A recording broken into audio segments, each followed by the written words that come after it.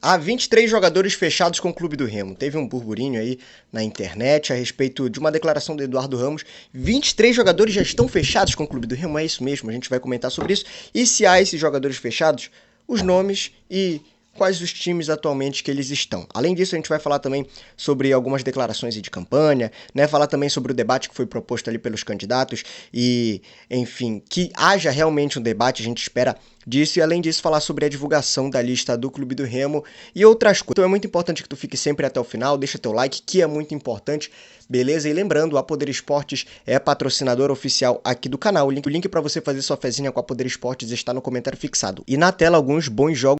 A gente tem América e Grêmio, Palmeiras e Bahia, Atlético e Mineiro e Fluminense, mas além disso, decisão da Sul-Americana, o Fortaleza pode levantar o título inédito aí da Sul-Americana e fazer história. Então assim, o link para você fazer a sua aposta está aí no comentário fixado, então já experimenta a emoção de vencer fazendo tua fezinha com a poderesportes.bet, beleza? Vamos lá, finalmente o Clube do Remo divulgou a lista, né, com aí sócios associados aptos a votar nessa eleição do Clube do Remo e o número final ficou com 3.367.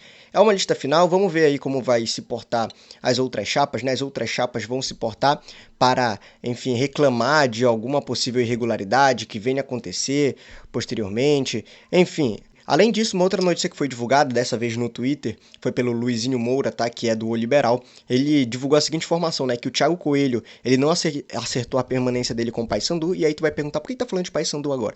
Porque, né, ele não descarta uma volta para o Clube do Remo, porque ele quer ficar em Belém para acompanhar o crescimento da filha e o nascimento também, que nasce em fevereiro, tá? Ele quer ficar aqui em Belém para acompanhar isso e não quer sair de Belém, né? Mas até então não teve a sua renovação acertada com o Paysandu, tá? E ele não descarta uma volta para o Clube do Remo. Vou te fazer uma pergunta. Tu gostarias da volta do Thiago Coelho ou não? Posso deixar minha opinião clara aqui? É só uma opinião, tá? Particular. Eu acho que não. Pela forma que saiu, né? Enfim, o Thiago Coelho, ele tinha chances de virar o nosso goleiro titular, mas acabou não sendo por conta que o Vinícius sempre manteve uma regularidade. Na última temporada, o Vinícius acabou não mantendo mais essa regularidade. Era o momento que podia ser do Thiago, né, mas enfim, no final das contas foi lá pro Paysandu, conseguiu algumas partidas, né, conseguiu alguns títulos também, né, o que eu lembro na verdade foi só o da Copa Verde, né, que eu lembro dele ter conquistado ali com o Paysandu. Se houver outro, eu não lembro aqui, mas é porque eu não costumo acompanhar muito, tá, somente os jogos que eu faço. E aí, no final das contas, né, acabou que nessa reta final da Série C também ele perdeu a vaga de titular e ficou com Matheus Nogueira, o goleiro da equipe do Paysandu.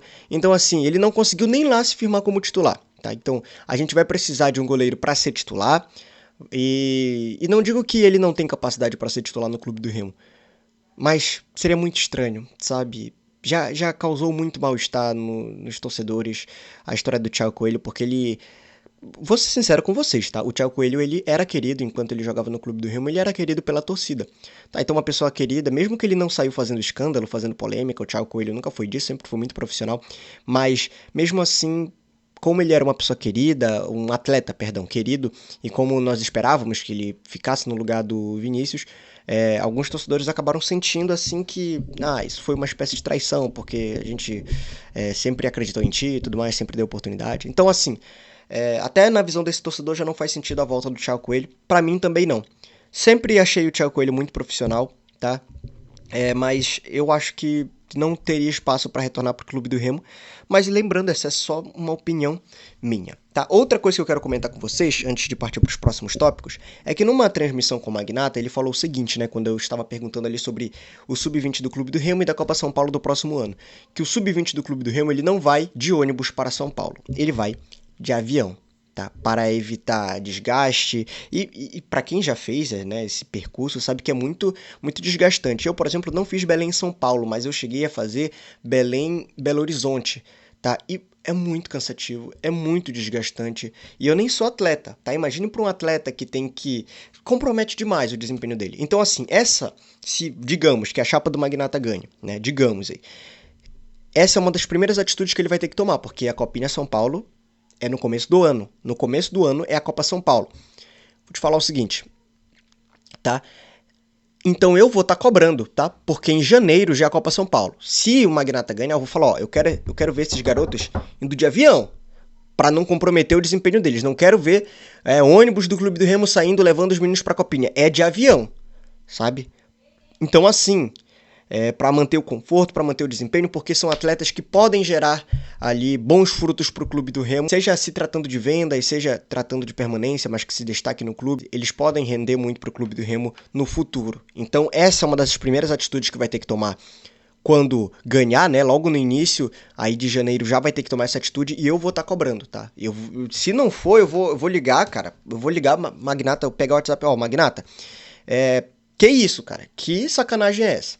Mas assim, é porque o nosso papel aqui é cobrar, tá? É cobrar. Nós temos 4 candidatos. Eu já falei sobre isso muito, vou continuar falando. Pra mim, o único que é injustificável apoiar é o Tonhão. Pra mim é injustificável apoiar o Tonhão. Injustificável. Não acho que você, por votar no Tonhão, por exemplo, seja uma má pessoa, mas acho que você não tá nada preocupado com o bem do Clube do Remo. Esse é o problema, tá? Tem 3 outros candidatos que né, até então são oposição. Eu decidi apoiar o Magnata porque é o que está mais tempo fazendo oposição. Na minha opinião, essa é uma eleição polarizada e eu, de longe, não quero o Tonhão, de longe mesmo. E também conhecendo algumas propostas, conversando com o Arthur Lídio, né, me agradou bastante algumas propostas e algumas atitudes que foram implementadas no Fortaleza, que poderiam ser implementadas aqui. São, assim, coisas simples, sabe? Que sendo implementadas a gente consegue ver alguma mudança, tem um estudo para assim, realmente revelar o impacto disso no clube. Então, é isso no final das contas. Mas, para mim, isso é injustificável apoiar o Tonhão. Não acho que quem apoie seja uma má pessoa, mas eu acho que é um mau torcedor, tá? Apoiar o Tonhão hoje é um mau torcedor. Enfim, mas a gente sabe que há quem apoie. E por último, o que eu queria comentar contigo é a respeito dos 23 jogadores já fechados com o Clube do Remo. É isso mesmo, olha, eu tava na transmissão, o Eduardo Ramos falando conosco deu uma declaração de que havia 23 nomes ali que a chapa, né, estava em conversa. E assim, a galera no Facebook, no WhatsApp, tem 23 nomes. E aí ele falou que muitos eram de Série B, alguns de Série A, né, E aí fica a dúvida, né? Mas será que vão gastar uma folha assim absurda para contratar esses jogadores de Série B, de Série A? Isso é uma preocupação, porque não pode querer extrapolar, pagar 5 milhões em folha salarial mensalmente, 4 milhões, sabe? Duplicar a folha que foi esse ano. Mas aí conversando com eles, e aí isso é uma coisa... Tá aí, anota isso que é uma coisa que tu tens que cobrar, que eu tenho que cobrar. Dá para montar um elenco bom, com peças qualificadas da Série B, algumas ali pontuais da Série A, com o orçamento cerca, né, o valor ali mais ou menos em média do orçamento que foi esse ano mensal, tá? A folha salarial mensal do Clube do Remo. Só relembrando, foi 1.200.000 reais. Então, segundo eles, dá para montar com esse valor sim. Não quero ver depois folha de 3 milhões aí. Não, é porque a gente precisava montar um time muito bom pra Série C. Pra Série C, meu amigo. Pra Série C. Pelo amor de Deus. Então, assim, não são 23 nomes que estão fechados com o Clube do Remo, são 23 nomes que estão em conversa com a chapa do Magnata, tá? Por um Remo forte vitorioso e a chapa 20.